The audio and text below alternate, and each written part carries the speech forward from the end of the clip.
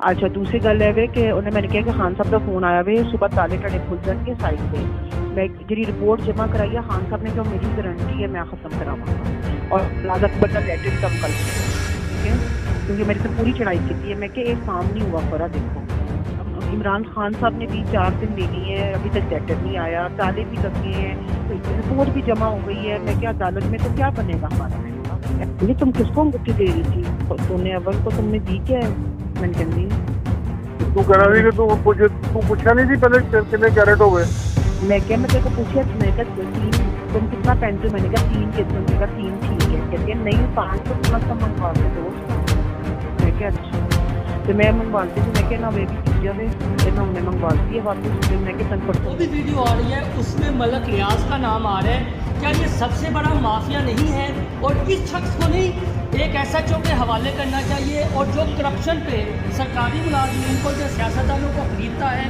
कुछ ऐसी उसकी छितर हो जाए कि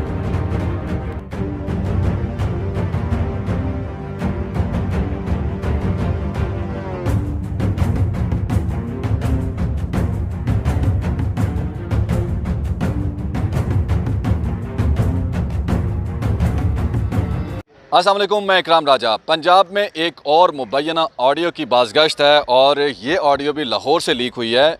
मलिक रियाज साहब के बार बार इंकशाफात उनके मोबाइल फ़ोन से आ रहे हैं। क्या कहेंगे उल्फत मुगल साहब, क्या ये मामला है? क्या वाकई कोई ऐसी ऑडियो आप कम अज़ कम मुतमईन है इससे? बहुत शुक्रिया इकराम भाई। सबसे पहले तो अगर मोहसिन भाई ने मेरे साथ लड़ाई झगड़ा करना है तो फिर मैं दरमियान से निकल जाता हूँ, आप दोनों कर लें। ये कोई तरीका नहीं है कि ये किसी को बात करने नहीं देते, माजरत के साथ मोहसिन भाई, ठीक है सर। दूसरी बात यह है कि ये बड़ा संजीदा मसला है कि इक़्तिदार की कुर्सी पर बैठने वाले लोग, इय्याका नअबुदु व इय्याका नस्तईन से अपनी हर बात का आगाज़ करने वाले लोग, रियासत मदीना की मिसालें देने वाले लोग, अगर वो ख़ुद उन पर ये इल्ज़ामात है तो बड़ी संजीदा बात है। हम बिल्कुल हकीकत बात करना हमारी ज़िम्मेदारी है और इसकी मैं आज बहुत खुश होता कि फेडरल में भी मुस्लिम लीग नून की हुकूमत है, पंजाब में भी मुस्लिम लीग नून की हुकूमत है। अगर ये उसकी फ्रांजिक करवा के कहते कि ये देखो जी ये फ्रांजिक रिपोर्ट है, ये हमने करवा ली है, अगर किसी को इस रिपोर्ट पे शक है वो इसको दुनिया की किसी अदालत में किसी फोरम पर चैलेंज कर सकता है। अभी देखें वो अभी एक छोटी सी बात और, बहुत सारे ऐसे मामलात होते हैं जो हकीकत पर मबनी होते हैं, जो सच होता है, करप्शन लूटमार की गई होती है, लेकिन वो सियासत की नज़र हो जाते हैं, महज इल्ज़ामात की नज़र हो जाते हैं। इस वक्त ये महज इल्ज़ाम है। काश कि मुस्लिम लीग नून थोड़ा सा सब्र कर लेती, इसकी फ्रांजिक रिपोर्ट लेके आती। इमरान खान साहब, फराह गोगी और बुशरा बीबी किसी को मुंह दिखाने के काबिल नहीं। अच्छा, मोहसिन साहब ने आज सवाल किया था बड़ा ज़बरदस्त अता तारड़ से, जिस पर वो आए बाएँ शाएँ करते रहे। क्या सवाल था? नहीं, उन्होंने है वो बात कह भी दी।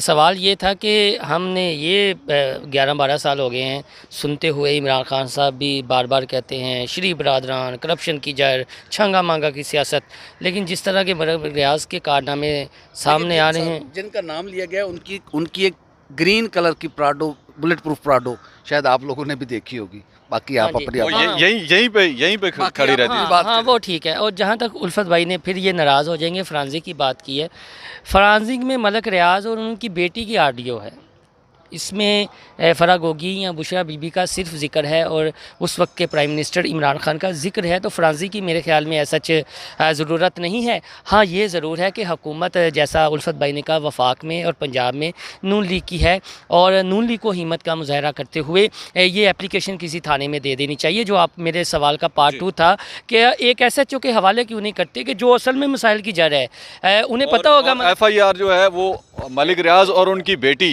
जो पहले 2 किरदार हैं उनसे शुरू हो, फिर आगे जो जिनका नाम लिया जा रहा है फिर आगे बात। बिल्कुल, अगर वो अपने आप को बेगुनाह साबित करते हैं तो इसमें कोई नहीं है। मलक रियाज साहब भी इस मुल्क के बाइज़्ज़त शहरी हैं, बाइज़्ज़त ठेकेदार हैं। लग रहा है कि ये मुल्क गरीब का मुल्क नहीं है।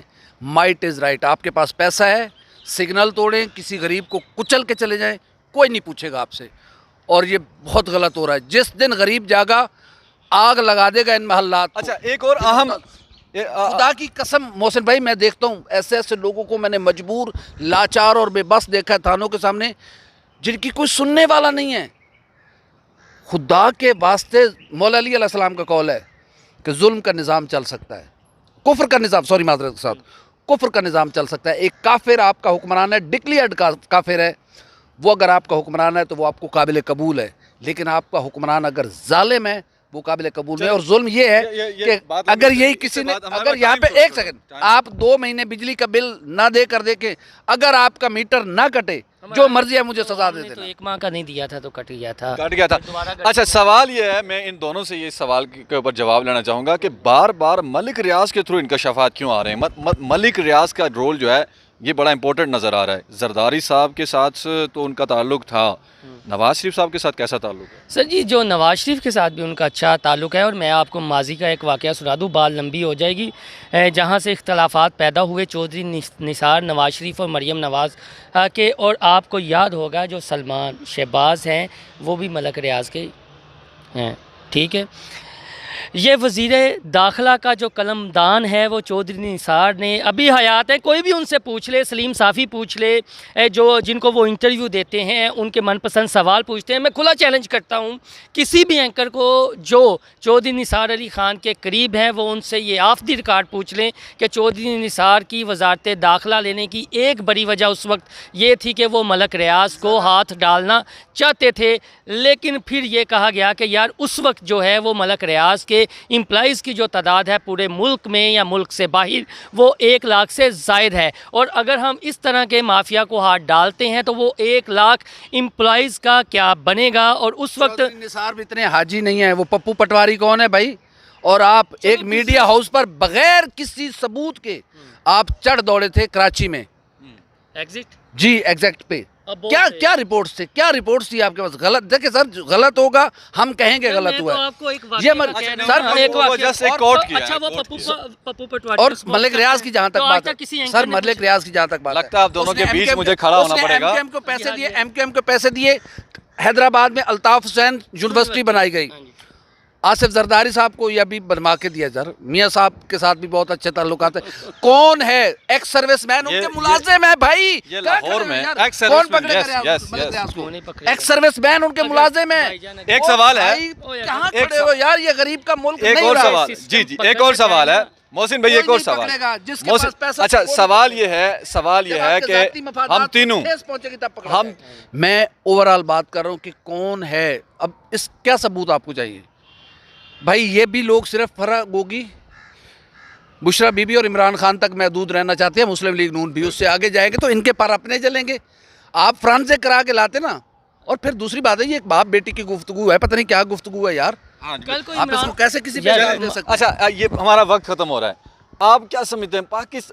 पाकिस्तान के हालात, मईशत का रोना, ये सियासतदान रोते हैं, लेकिन इनका इंटरेस्ट क्या है? प्रेस कॉन्फ्रेंस किस पे हो रही हैं?